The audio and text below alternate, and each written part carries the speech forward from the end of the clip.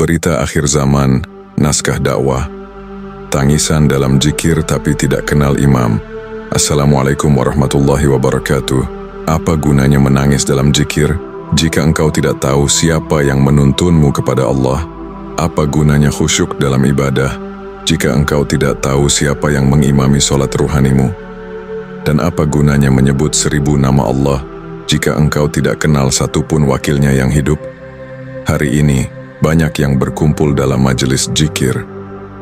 Mereka menggenggam tasbih, membaca wirid, melantunkan nama-namanya dengan suara gemetar. Air mata mengalir. Tapi pertanyaannya, siapa yang membimbing mereka? Dalam Fath Ar-Rabbana, Syekh Abdul Qadir berkata, zikir itu cahaya, tapi jika cahaya itu tidak menyambung ke langit, maka ia hanya kilat yang menyilaukan mata, tapi tidak menerangi jalan. Hari ini, banyak yang menyangka cukup dengan tangisan. Mereka pikir getaran hati adalah tanda diterimanya amal. Padahal, tidak semua getar itu petunjuk. Bisa jadi, itu hanya gema dari nafsu yang rindu perhatian. Allah berfirman, "Wahai orang-orang yang beriman, bertakwalah kepada Allah dan carilah jalan untuk mendekat kepadanya."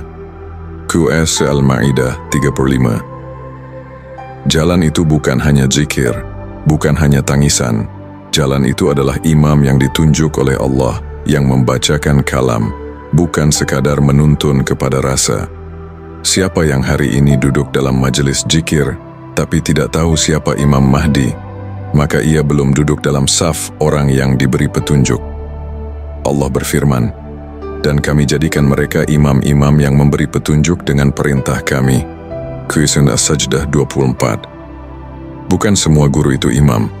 Bukan semua pembimbing itu pewaris. Imam Mahdi adalah imam rohani terakhir, yang tidak hanya mengajarkan, tapi membenarkan amal umat dengan izin kalam. Syekh Abdul Qadir berkata, orang yang hanya sibuk dengan zikir, tapi tidak mencari imam, ibarat burung yang mengepakkan sayap, tapi tidak tahu ke arah mana ia terbang. Wahai pencinta zikir, wahai pelaku wirid, wahai para hamba yang mencari makrifat, jangan hanya mencari rasa manis dalam batin. Carilah imam yang dapat membawamu keluar dari dirimu sendiri. Karena tanpa imam, zikirmu bisa menjadi hijab, dan air matamu hanya jadi pelipur rasa, bukan penyambung ke langit.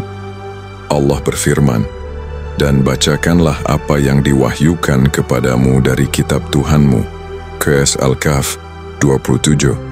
Maka siapa yang tidak membacakan kalam, tidak bisa menjadi pemandu. Dan siapa yang tidak berada di belakang Imam Mahdi, tidak bisa memastikan arah zikirnya benar-benar menuju Allah.